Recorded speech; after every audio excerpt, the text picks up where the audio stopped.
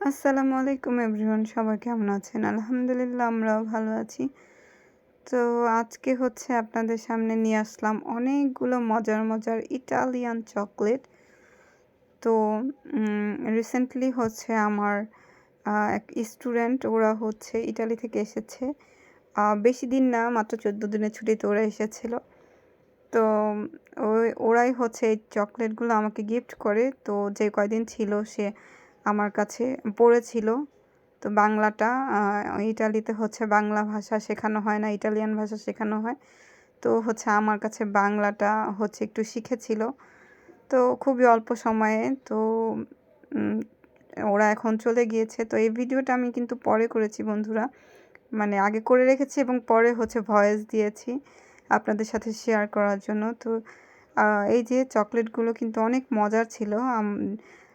আমি হচ্ছে যদিও বা তেমন চকলেট খাই না, কিন্তু আমার ছেলে প্রচুর চকলেট পছন্দ করে খেতে। তো ওর কাছে এই চকলেটগুলো খুবই মজা লেগেছিল, খুবই মজার ছিল প্রত্যেকটা চকলেটই বন্ধুরা। তো সেই হচ্ছে আপনাদের সাথে শেয়ার করছে, দেখাচ্ছে ভিডিওতে। ওর হচ্ছে হাত, তো ওই সবগুলো চকলেটই বলছে আমি যে দেখাবো।